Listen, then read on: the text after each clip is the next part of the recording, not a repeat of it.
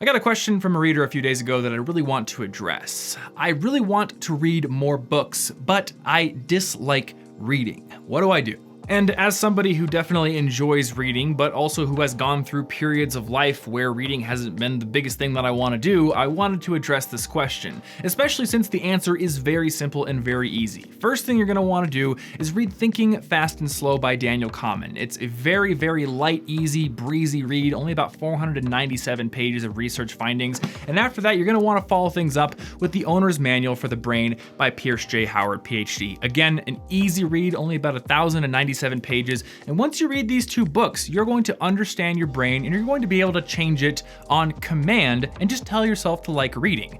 Sound good? All right, video over.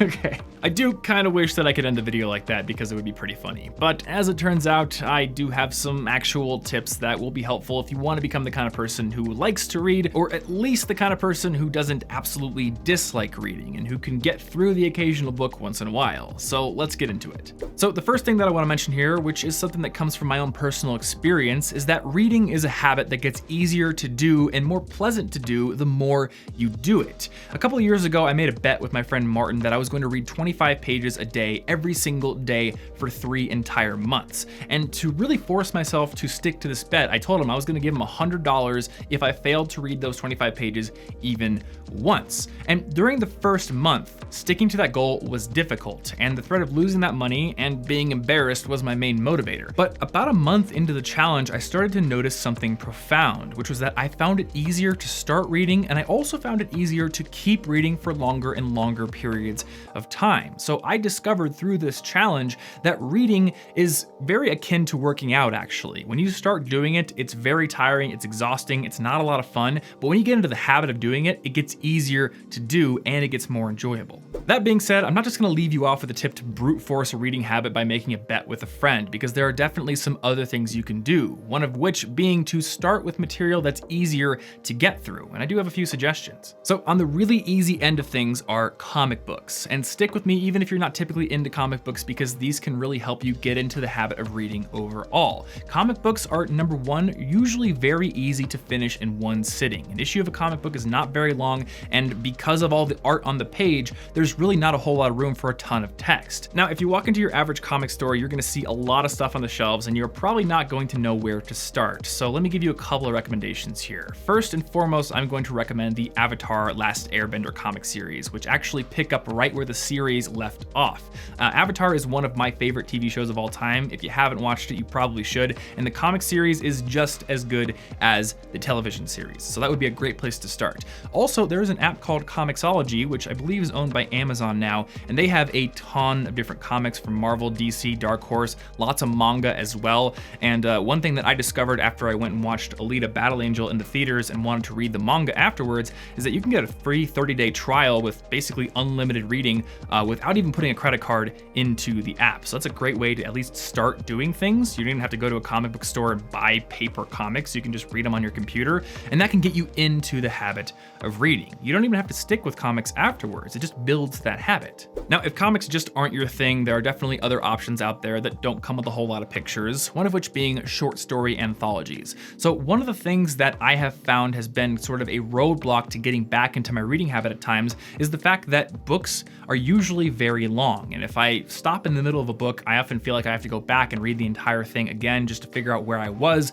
and that can be discouraging. So the great thing about short story anthologies is that, again, you can sit down and you can usually finish an entire story in one sitting. And that feeling of accomplishment, that feeling of sitting down and finishing something can encourage you to keep reading in the future. Now, just as with comics, there are a ton of short story anthologies out there, and you might not know where to start. So I do want to give you at least one recommendation in this video, and that is going to be for the anthology called Rogues, which was edited by George R.R. Martin, and which actually contains a brand new Game of Thrones story, alongside other stories by authors like Patrick Rothfuss and Neil Gaiman. And again, just like with comics, treat these as an entry point to building your reading habit. You don't have to always stick to short story anthologies or comic books. They can just get you back into that daily habit of reading books, and then you can move on to bigger and possibly better things. One of which would be fiction books that are still novels, but that are written for easier consumption. So the one book that comes to mind for this tip is The Hunger Games, because a few years ago, I remember reading an article by the blogger Jeff Goins about why The Hunger Games was so successful. And one of his main arguments is that the book uses very short,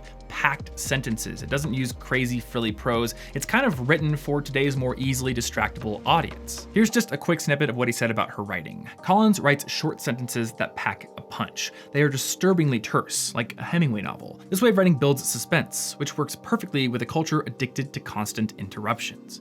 Now, some people might interpret that as a criticism against her writing, but I see it a little bit differently. Yes, it's not the most amazing prose ever written, it's not War and Peace, but Suzanne Collins knows her audience, and she knows that choosing to write in this way is going to help them get through the books more clearly and keep coming back for more. And to a somewhat lesser degree, I've noticed this in the books that I've had an easier time getting through as well. For example, I binge read the entire Mistborn series by Brandon Sanderson.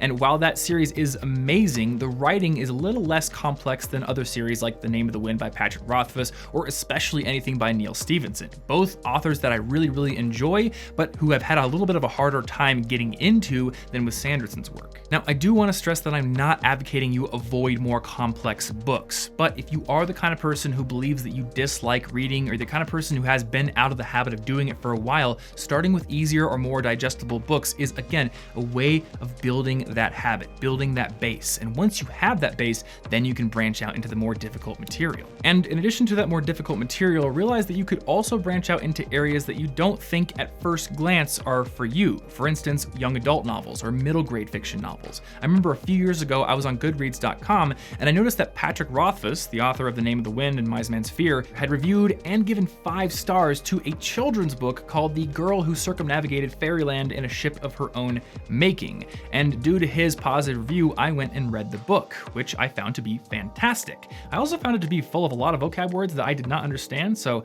not quite sure how this made it into the children's categorization, but that should just be more evidence that books that are considered to be for children or for teenagers might be for you as well. The categorization is to help people who are in those groups to find more things that they might like to read or that might be at their level, but it is not meant to exclude people who are outside of those groups. So from all that, I want to move on to talking about something which may potentially have killed your love of reading at an early age. And you might be able to guess what it is because it's school. I remember back when I was in high school, I used to have English classes and composition classes and reading classes where I was assigned reading, sometimes fiction reading, where we were assigned specific chapters every single week and were actively discouraged from reading ahead. Now, I get what the teachers were trying to do. They were trying to keep the entire class at the same pace, but here's the thing. If you have 50 kids in a classroom, not every single one of them is going to fit into the same exact specific mold for how they should learn to read. And yes, we should be teaching people how to read analytically, how to critically think, but more importantly, we should be teaching a love of reading. So if your experiences in school made you kind of not like reading, like they did for me in certain cases, then realize that there are other ways of reading, and the way they force you to read in school isn't the way that you have to read yourself. So give it a try again. And one last but important tip that I want to share here, which I think is going to apply to a lot of you because it definitely applies to me and it definitely applies to my best friend Martin, who helped me write this video, is to ditch your TBR, or your to be read list, if it is becoming an obligation. I know that on many occasions in the past, I have seen a really interesting book on the bookstore shelf or library shelf and thought, I really want to read that, but I've already got a bunch of books on my to be read list over on Goodreads that I gotta read first. So I dutifully put that book on the bottom of the list and then proceed to, of course, never read it. So instead of doing that, instead of holding yourself to this really non-essential obligation to go through books in the order in which you discovered them, follow your interest. If something looks really interesting right now, then pursue it. Read that book now and go to the TBR later. Don't put it at the bottom. You have to remember that interest is really tied up in emotion, and emotions are really tied up in the moment. And it's kind of a delusional belief to think that you can just put a book on a to be read list and conjure that same level of interest, that same level of emotion emotional attachment later on when you get down to that position on the list. So realize that while the TBR concept is not an inherently bad thing and that it can be useful in some circumstances, it can really hinder your emotional attachment to things that you are interested in right now. And if that's the case, then you should probably ditch it at least temporarily.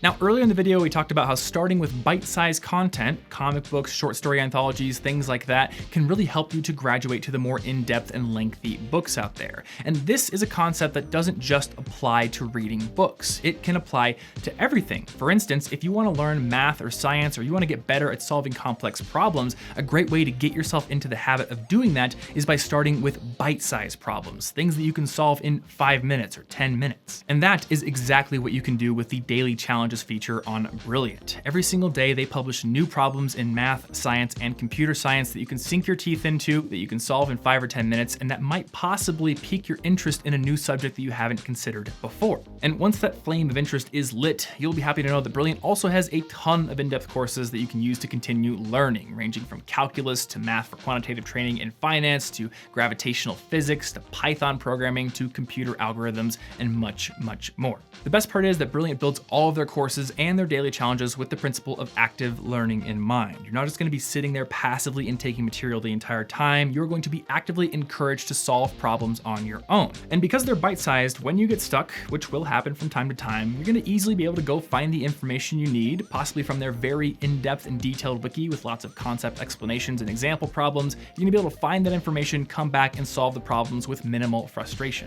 Now, with Brilliant's free tier, you get new daily challenges every single day, along with access to that wiki and their community discussion area where you can talk with lots of other learners. And if you do decide to go for their premium subscription, you'll also get access to the entire daily challenges archive, along with full access to all their in-depth courses. So if you want to start learning for free today and building that learning habit and growing it in the future, then head over to brilliant.org/thomasfrank to get started. And if you're one of the first 83 people to use that link and sign up, you're also going to get 20% off your annual premium subscription. Big thanks, as always, to Brilliant for sponsoring this episode and being a supporter of my channel, and also thanks to you for watching. If you enjoyed this video, maybe give it a like to support this channel, and also click right there to subscribe so you don't miss out on future videos. You can also click right there to get a free copy of my book on how to earn better grades. Click right here to get one more video on this channel, or check out our latest podcast episode right over here. Thanks again for watching, and I will see you in the next one.